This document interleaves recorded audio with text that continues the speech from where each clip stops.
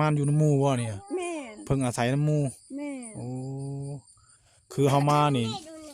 2-3คนไม่ลูกโลดๆเดียวๆเลยแม่นบ่ได้มีญาติพี่น้องทั้งหลายมีแต่อาศัยหมู่แม่นถ้าหมู่บ่เบิ่งบ่หยังแล้วก็ถือว่าเบิดหนทางคือกันแม่นถ้าว่าหมู่เบิ่งเข้ามาปึ๊บหมู่บ่เบิ่งเฮาก็ถือว่าจนปัญญาคือกันหั่น เพิ่น นะ ปัญญาคือกันแม่น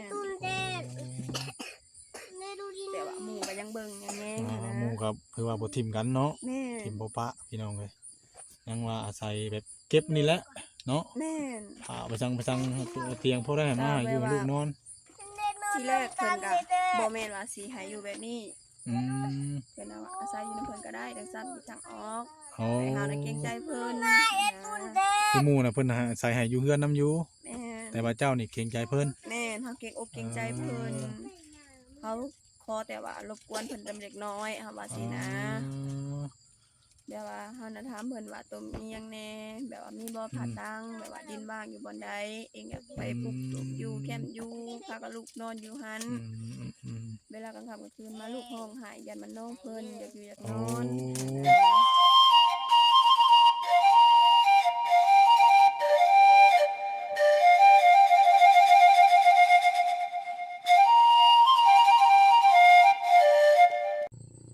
โอ้ยพี่น้องเนาะกราบสบายดีและสวัสดีเด้อพ่อแม่พี่น้อง FC เบิร์ดสู่คู่สู่คนเนาะยินดีต้อนรับเข้าสู่ช่อง YouTube บ่าวบุญเผย Channel อีกแล้วมื้อนี้พี่น้องเนาะเอาพบพ่อกับช่องบ่าวบุญเผยมื้อนี้ก็ถือว่าค่ำเติบได้พี่น้องเนาะแต่ว่า4 โมงแล้วบ่จักพี่น้องเนาะถือว่ามื้อนี้ก็เดินทางขึ้นมาหาเขตนึงพี่น้องเนาะที่ว่าเป็นเขตทางบ่อแสนเพิ่นเลยพี่น้องเนาะมื้อนี้ก็เพิ่นได้ทำหน้าที่เป็นสะพานบุญเนาะให้กับทางผู้หลักผู้ใหญ่เนาะซื้อข้าวแล้วก็เครื่องใช้กู้เฮือนต่างๆอะไรพี่น้องเนาะมามอบให้ทางบ่อนเผยก็ยังบ่เคยเข้ามาถ่ายหรือว่าสัมภาษณ์หรอกพี่น้องเนาะแต่ว่าทางบ่อแสนเพิ่นก็มาแล้วเนาะเป็นเขตใหม่พี่น้องเนาะถือว่าเป็นมื้อแรกของทางบ่อนเผยเนาะที่ได้ขึ้นมานำทีมงานมื้อนี้เนาะพี่แหละพี่น้องเอ้ยถือว่าไกลอยู่ก็มานำกันคือเก่ามื้อนี้หลายคนอยู่เนาะทั้งบ่จิตก็มาฮอดก่อนแล้วพี่น้องเนาะบ่คำเนาะเรื่องราวเพิ่นเป็นจังไดก็นั่งบ่ฮู้ในทางบ่อนเผยก็เพราะว่าเคยเข้าไปเบิ่งในคลิปอยู่พี่น้องเนาะก็ถือว่าเราก็เป็นแม่ห้างเนาะแม่ห้างลูกชองเนาะพี่น้องเนาะจังไดก็มาฮอดมาถึงแล้วก็สิพาพ่อแม่พี่น้อง FC เบิดสุขุสุคนเนาะไปทำบ่ฮู้จักเราไปถามไทยเราเบิ่งเนาะว่าเรามาอาศัยอยู่ในป่าในรอนนี่เป็นจังไดเดือดร้อนจังไดเนาะพี่น้องเนาะไปพี่น้องเลยถือว่า ตัดภาพมานี่ก็เอามาเปิดอยู่พบพ่อเลยพี่น้องเลยเนาะของเรากำลังลุกกุ๊กกัวอยู่เนาะกับคุ้มกองขยะแล้วของที่5แล้วอ๋อเห็นแต่ในคลิปบอสเห็นเนาะเห็นตัวจริงเนี่ยมาอยู่6อยู่ดีนี่สบายดีเด้อเนาะเจ้าสบายดีทางสาวนางแม่นบ่โดยโอ้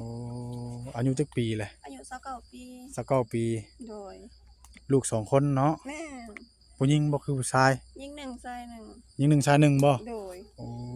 มาอยู่นี่ได้จักมื้อเลยมาอยู่นี่หาคืนแมลงหาคืนแมลงนี่เลยโดยพื้นไผก็บ่ได้มีบ่นะบ่อยู่มืดอันนี้อาศัยอันนี้อาศัยไฟตัวนี้โดยพอเป็นแสงสว่างเนาะพี่น้องเนาะบ่อนอยู่บ่อนเช้าเพิ่นก็มันอยากใกล้คลองใกล้ป่าคือว่าแหละพี่น้องยุงเนาะตะกี้ได้เจ้าอยู่ไสขออนุญาตถามหน่อยเด้อตะกี้นะอยู่บนเฮ็ดเวียกกับผัวอยู่บ่อนเฮ็ดเวียกกับผัวโดยโอ้แล้วผัวได้สบายขออนุญาตถามเลยเนาะผัวเราก็อยู่บนเฮ็ดเวียกเราที่เรามีหน้าที่ของเวียกของเราอยู่แล้วมันคือบ่แบบมานำเจ้าหรือว่าอีใดคือแบบเลิกลากันไปแล้วบ่แม่นเลิกยากันแล้วแม่นเศร้าติดต่อหาการเศร้าแบบว่าชาวเป็นผัวเป็นเมียกันเป็นแค่คนแปลกหน้าโอ้แบบคือบ่ฮู้จักกันแล้วนะเนาะแม่นก็คือทั้งผู้รักผู้ใหญ่เพิ่นก็ฮู้จักเรียบร้อยแล้วบ่โอ้เพิ่นฮู้เบิดแล้วทั้งฮู้เบิดแล้วก็เลย เลิกลาจากบนเฮ็ดงานน่ะก็มาอาศัยอยู่ในนี้บัด โดย บ่ได้มีแบบญาติพี่น้องพ่อแม่เป็นจังหยังบ่ เรียกว่าแม่น่ะเสียแต่อายุ6 ปียังเหลือแต่พ่อ โอ้แม่เสียแล้ว โดย อันนี้บ่มีหม้องไปหม้องพักหม้องเช่าก็เลยอาศัยอยู่ในป่านี้บัดนี้ แม่ เอ่อบ่ย้านบ่เอ้ย ก็ย่านอยู่ อืมสิห้องเอื้อยหรือห้องห้องเป็นฐานางก็ได้เนาะพี่น้องเนาะ โดย ผู้อายุเพิ่นก็29ก็รุดวันเผยอยู่เนาะเอ่อลูกเนี่ยไปดินทั้งไหลแล้วกินนี่เพิ่นฮู้อยู่บ่เนาะแต่ว่าตกน้ำตกในเนาะพี่น้องเอ้ย เพิ่นไปนำธรรมะเพิ่น ไปยิงทราย โดย เอ่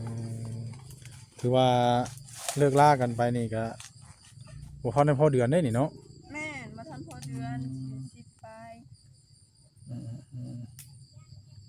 แต่เอาถือว่าเรื่องมันผ่านไปแล้วก็ให้มันผ่านไปเนาะน้องๆเนาะ โดย แต่เริ่มต้นใหม่บัดนี้ผู้มื้อนี้ก็ถือว่าทั้งบ่อแสนเพิ่นจัดชุดใหญ่อยู่พี่น้องเอ้ยมีหยังเพิ่นมาให้มื้อนี้ วันนี้นะเพิ่น มี ข้าว มีข้าว 10โล โอ้ มีไข่แดะหนึ่ง มีข้าวแล้วก็มีไข่แล้วก็ แม่ มี มุ้ มุ้ง มี เนาะ ขนมมีนม2 แพ็ค ว่า แล้วก็มีผักเทียมผักหอมผัก เครื่อง เผ็ด ครัว เกลือปลาแดกน้ำปลาน้ำมันซี โด อิ๊วย ก็ถือว่าเป็นมื้อแรกเลยพี่น้องเนาะที่ว่าเพิ่นเผยมามื้อนี้เนาะแต่ก่อนก็เพิ่นเห็นแต่ทีมงานเท่านั้นแต่ว่าเป็นมื้อแรกมื้อนี้เนาะบัดนอนน้ำหยังบัดลูกเต้าบ่ได้ให้บ่ได้หยังบ่กลางค่ำกลางคืน ก็หายแน่บ่หายแน่ เพราะว่ามันมืดเนาะ แม่น อืม มันมืดมันอันนี้เด้ก็เลยว่า ปืนไฟกับบ่มีเนาะ แม่น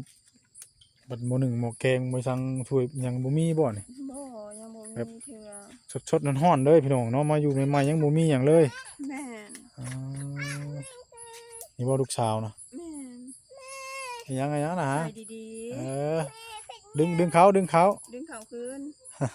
เพิ่นบ่เข้าได้ไปดึงปล่อยย่างอย่าแล่น ตะกี้เจ้าไปเฮ็ดงานนั่นน่ะ บ่ได้เฮ็ด บ่ได้เฮ็ดไป อาลูก ลูกเนาะ แม่ โอ้มีแต่พอเพิ่นเฮ็ด แม่น อ่าอืม เฮ้ยเอาแกมายังส่งวันนี้ เอาไปนุ่งส่งเพิ่นก่อนสบายดีอยู่สบายดี สบายดี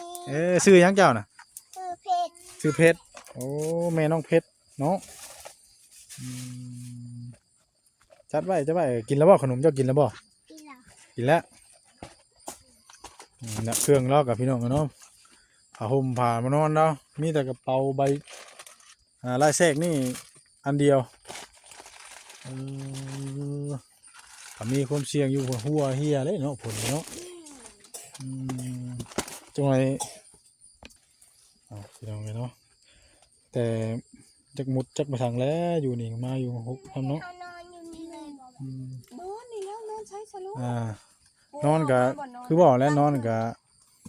ฮอบบ่รับพุ่นแหล้วเนาะเอามาอยู่ใหม่ เป็นโรคของฉันเลยก็นน คือว่า อยู่ข้างนี่บัดเป็นปราสาทใช่มั้ยจักบ่ว่าโอ้อยู่ข้างนี่พี่น้องเนาะนี่เป็นปราสาทเลยพี่น้องเนาะ ภาษาเก่า อยากหลากนะ อ่า เนี่ยว่าเป็นภาษากระมือภาษาเก่าภาษาใหม่กระเมนภาษาเก่ากระเมน เอาเพิ่นยังมาอยู่บ่ปราสาทเนี่ย ภาษาเคียนนี่น้ำเป็นภาษาเก่านะเขาอยากเข้าไปโซนได้สิเป็นภาษาใหม่ เอายักเข้าไปอีกเนาะ แม่น อืม สีมีสีค่ะ นี่แน่อันนี้ นี่แหละเรื่องเล่าวเพิ่นครับเจ้าจะได้กางมุ้งใหม่แล้วบ่แรงนี่ แม่น มีไข่ เต็งเด้อนี่มันมีไข่ มีไทยเหอะ มีไก่ได้เด้อไก่เป็นศพเลยมันเป็น นี่ครับมีผ้าบัดอันนึงเฮ็ดเองเด้อเฮ็ดเองยาวเลยบ่นี่ แม่น เฮ็ดเองเลย ได้โดดไก่เนี่ยเนี่ย ผ้ากระจาดอันนึง แม่น ยืมมาซ่อมบ่ แม่นทุกคนบัดทุกอย่างนะตั้งแต่เตียง ตั้งแต่เตียงผ้ากระจาดผ้าบัด บัดแม่น ชาดเป็นเตียงทุกอย่างเลย แม่นข่อยน่ะบ่มีหยังมีแต่ขอนให้น้ำลูกคนน่ะ มีแต่น้ำลูกนี้ แม่น กระเป๋าใบหนึงเนาะใบลายๆนั่นพี่น้องเพิ่นได้ใส่เครื่องมา แม่น อืม แม่ส่องนั่งคือ นานเลย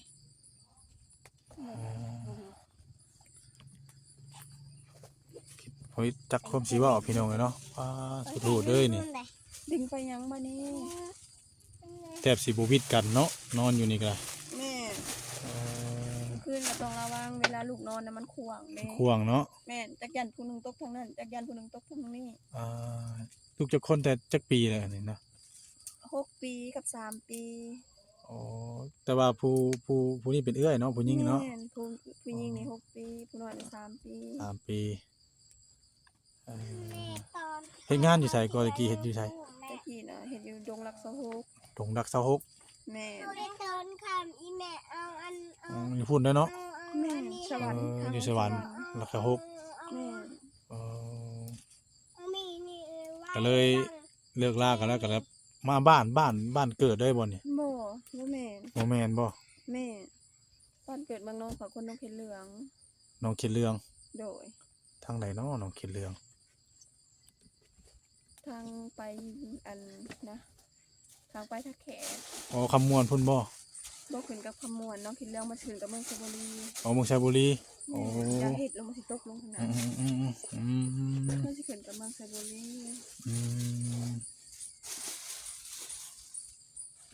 ก็ถือว่าให้มาอยู่พักอาศัยน้ำมีญาติพี่น้องบ่อยู่ทางพี่กะ บ่มีแต่หมู่ มีแต่หมู่อาศัยมาอยู่น้ำหมู่บ่เนี่ย แม่น เพิ่งอาศัยน้ำหมู่ แม่น โอ้คือเฮามานี่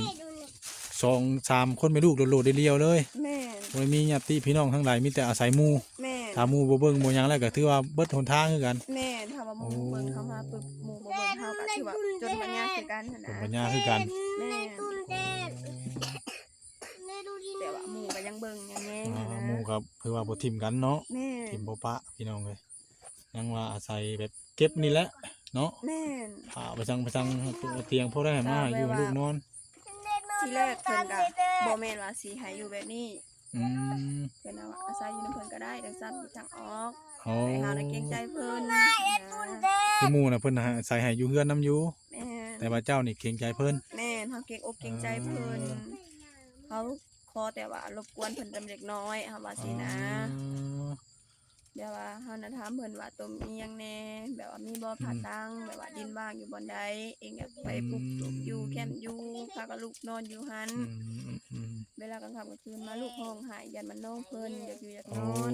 นะ อันนี้คือความคิดของทางสาวนางเพิ่นนะพี่น้องเนาะ แม่น ก็ บ่ได้ว่า คิด หยังดอก คิดไปว่าย่านรบกวนทั้งหมู่แน่ แม่ นะเฮาบ่มีบ่อนไปบ่อนหยังได้เนาะ แม่น ก็โอ้ได้พี่น้องนะเพิ่นนั่นก็เลยเอาผ้าบัดให้เนาะ แม่นเพิ่นก็ว่ามีอยู่พอบ้านมีอยู่เตียงก็คันว่าบองที่เหมาะสมที่ใกล้แน่เพิ่นก็ว่าในรังเพื่อนนั่นแหละ อืม แคมพี่ภาษาหั่นแหละบ่ย่านบ่ อืม ย่านก็อดว่าซั่น อย่างอดเอาเนาะ แม่นตั้งแต่มื้อมาตะมิดมันเริ่มนอนอยู่นี่นะ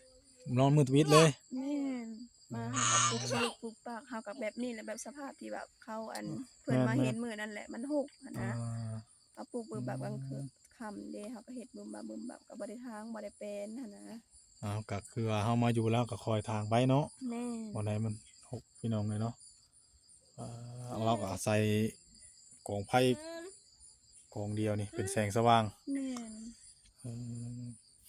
เป็นจะเข็บงูเงี้ยวแล้วมาอีกเนาะ อะไรนี่ สำนำบัดถ้าว่ามีผู้ชายผู้ชายมี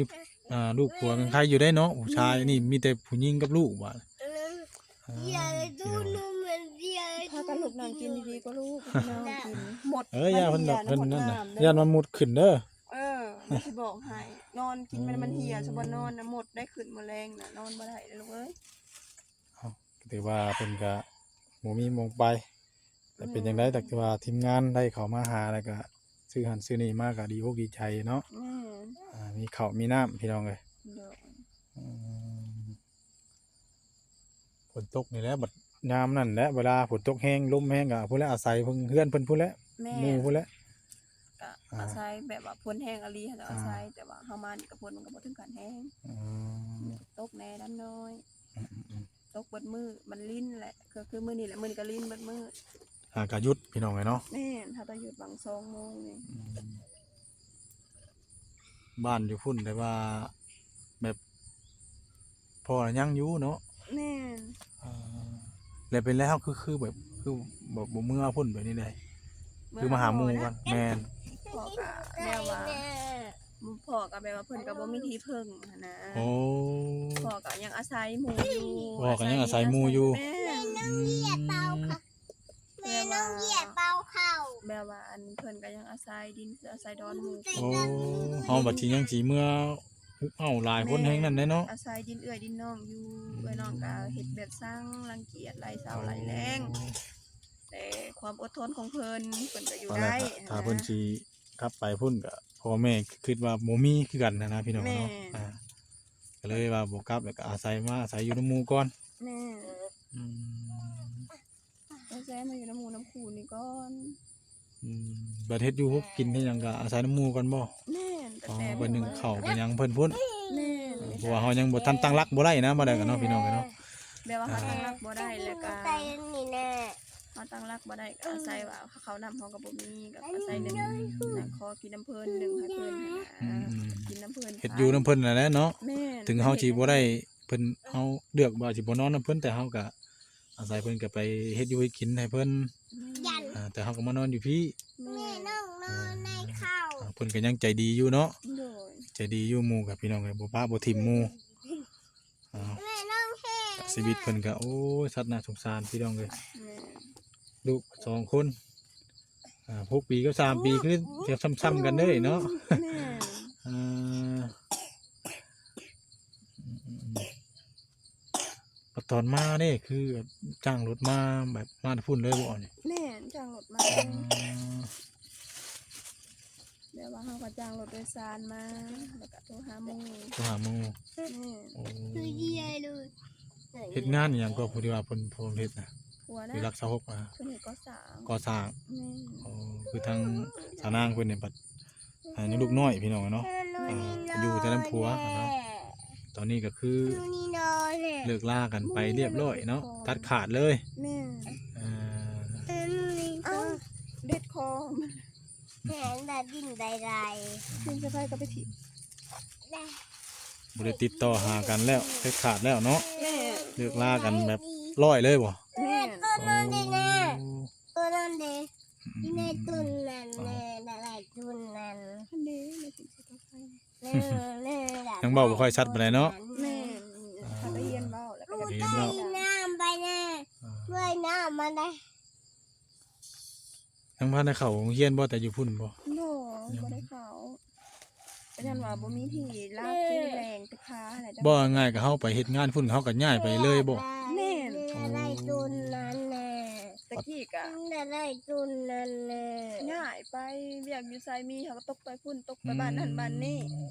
อันนะ อะไรตุน คือว่ายกตัวอย่างว่าเฮาไปเฮ็ดเวียกบ้านนั้นเฮาก็ต้องอยู่บ้านนั้น โอ้ อะไรตุนนั่นแน่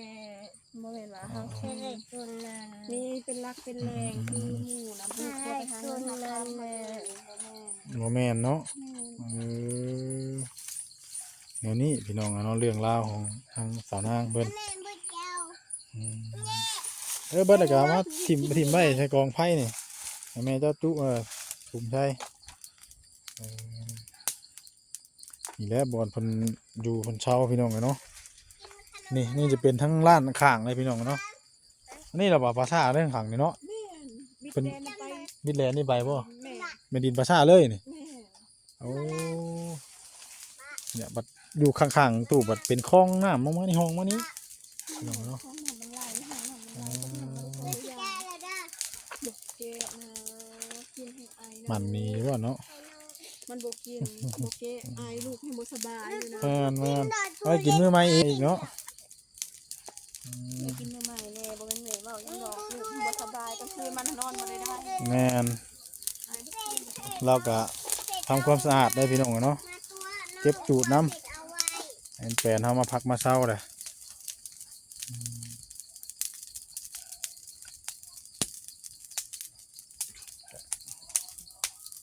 ว่าคืนนี้ก็เป็นคืนที่5แล้วอะเนาะ แม่ สาวนางเพิ่นพาลูกมาอยู่ในกระตูกปลอดภัยนี้พี่น้องเลย มันซอยใบไผ่เฮ็ดหลังคาครึ่งนึง ใบไผ่หลังคาครั้งหนึงบ่ เอาแต่ว่าเอาอาศัยว่าน้ำฝนมันลงบ่ไหวเด้ อืม มันลงบ่แห้งมันลงบ่ทัน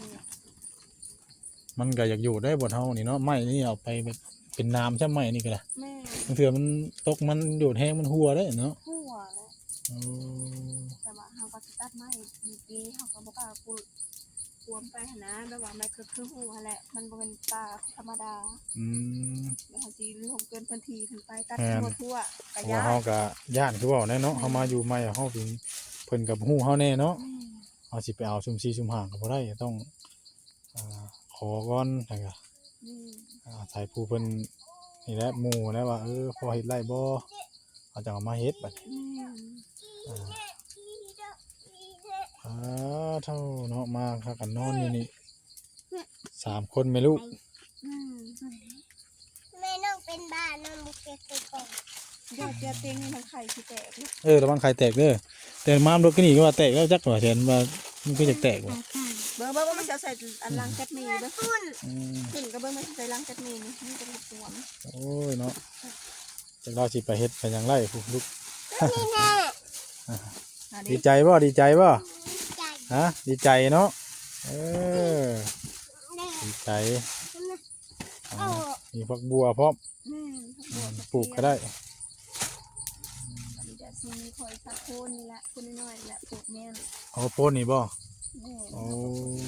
แล้วก็การเฮ็ดไปน้องนะพอได้เก็บใบมันกิน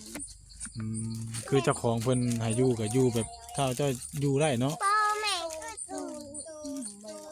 คันเว้าง่ายๆเขาบ่อยากเจ้าของเพิ่น โอ้ เจ้าของเพิ่นสิ ตู ได้ น ได้ มีน้ำ อ่า เขาอยู่ตอนนี้ก็อยู่สุขาว อยู่สุขาว แม่ โอ้ ก็คือถือว่าคิดว่าแซงเอาลงนั่นแหละ อ่าอยู่จักเพิ่นสิให้หนีมื้อใดเนาะ แม่ เฮาก็ยังบ่ฮู้พี่น้องเอ้ยเนาะ แม่ เฮามาอยู่ดินเพิ่น แม่ อยู่ป่าเพิ่นเฮาก็สิบ่กล้าแบบบุกรุกหรือว่าทางหันทางนี่ไปได้เนาะ เทื่อเพิ่น ก็ยังญาติบ่แฮง เพิ่นเทื่อเพิ่นห่วงห้ามเฮาบ่โอ้ยตัดไม้สิข่อยจังซั่นข่อยก็ นัด บ่ได้เด้เนาะ แม่ เทื่อเพิ่นอยากให้หยังมากก็โอ้ยไล่เฮาหนีอีกแล้ว นัด แม่ นัด เฮ็ดไปให้ก็ได้ก็บ่ได้พี่น้องเนาะมีแต่อยู่เอาซ้ำนี่แหละเพราะว่าสิไปทางข้างนั้นก็มันเป็นภาษาเด้เนาะ แม่ ก็บ่ได้อีกพี่น้องเนาะมีแต่ว่าอยู่ไปก่อนเนาะ แม่ อ่า ดองเด้งดองเด้งดองเด้งดองเด้งดองเด้ง กินข้าวแล้วบ่มึงกินข้าวกับหยังมื้อนี้ บอกให้ กินข้าวเรา กินข้าวกับหยัง บอกไหม อืม กินหยังแกงหน่อไม้ อ๋อแกงหน่อไม้แกงหน่อไม้พี่น้องเนาะเพิ่นว่าเห็นแล้วก็เห็นแต่ในคลิปพี่น้องเนาะมาเห็นตัวจริงแล้วโอ้เฮงยิ่งสงสารเพิ่น แม่ 3 คนแม่ลูกนอนอยู่นี่บัดนอนใกล้ปลาซ่าซ้ำบัดนี่ แม่ ค่ำคืนบัด น้ำตาล มีพื้นมีไผยังคิดหาอีกแบบหนึงเด้เนาะอันนี้พื้นไผก็บ่มีลูกมา น้ำตาล ขออนุญาตเด้อพี่น้องมาขี่มาเหี่ยวก็อย่างย่านอยู่เด้เนาะ แม่ ปลาแดกน้ำปลาปลาแดก เอาพี่น้องเลยเนาะโอ้ยเอาจนมุกจน อ่า ใจชดจากชอยเพิ่นก็ติดต่อกันมาพี่น้องเนาะทั้งบ่าวเพื่อทีมงานนี่นี่เป็นสะพานบุญให้ลาวเด้อนี่หันมาอยู่น้อยเดียวนึงก็ยังปวกขึ้นได้นี่ นี่เด็ด นี่เด้มันเป็นหัวโพนเด้ มันเป็นหัวโพน นั่นแหละนั่นแหละปลาแดก มันก็สิ นั่นแห อา ละ จสิขึ้นไว้เบิ่งไปจูไผยังสิหมอดอันนี้ค่ำเลยนี่ ฝนตกมาแห้งยากเลยนี่เนาะ แม่คนโต จูไผแบบฝนบ่ดังไผบ่ได้แห้งมืดแห้งค่ำเขา ไผน้ำพ่นมันลงไปแห้งแบบลงมันลงให้มันแหะติแหะไม่รับผลกัน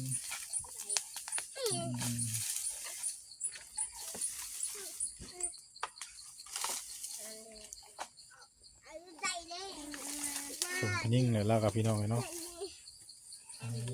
สับไปทางไปทางไปกว้างกว่านี้ก็บ่ไล่แล้วการเพิ่นให้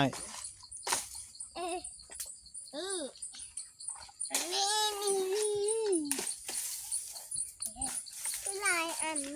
หือหลายอันแล้วเนาะ ลายอันดิลายอันดิ คือมานอนในหาใน4คืนนี่มานี่ยังบ่มีมุ้งมีหยังเลยบ่ แม่ อ่า มีมุ้งบ่มีหยังมีแต่อาศัยกองไฟ อาศัยของไผมีแต่เอานุ่งครบกับมีแต่ผ้าและตุ่มเนาะ แม่นผ่า ตุ่มลูก2คนแม่นี่คบกับยามัน แม่ก็ตุ้มแพ้ ตุ่มแพ้คอยวี่คอยหยังไปแล้วเนาะเออ แม่รัก ชุดโทษพี่น้องเอ้ยไปสาพี่น้องเนาะก็คือสิประมาณนี้แหละเนาะสำหรับคลิปนี้เฮาก็จะได้ขอตัวจบคลิปลงแล้วพี่น้องเอ้ยพบพ้อกันคลิปหน้าคลิปต่อไปเนาะพี่น้องเนาะฝากกดไลค์กดแชร์กดติดตามเป็นกำลังใจกันเด้อพี่น้องเอ้ยเนาะอย่างไรก็อยากช่วยให้เพิ่นดีขึ้นกว่านี้เนาะเพราะว่าเราก็อีตัวทั้งเราอีตัวทั้งลูกนั่นแหละมาอยู่วันนี้มันก็บ่คักบ่แน่พี่น้องเอ้ยมันมืดแล้วก็มันเปรี้ยวอีกเนาะมันป่าโพดนี่ก็อีกอย่างก็อยู่ใกล้ปราสาทโพดเอามีแต่ว่าให้กำลังใจเราสู้ๆเด้อทั้งสาวนางเนาะเป็นกำลังใจให้แล้วก็ดีใจน้ำที่ว่ามีผู้รักผู้ใหญ่เพิ่นสุดซอยเรื่องข้าวแล้วก็ทุกสิ่งทุกอย่างเนาะในมามื้อนี้เนาะโอ้ยทั้งนี้เฮาก็สิได้ขอตัวจบคลิปแล้วเนาะสบายดีสบายดีเด้อ สบาย สบายดีโอเคพี่น้องเนาะสำหรับคลิปนี้ลาพี่ลาน้องเด้อพี่น้องเนาะสบายดี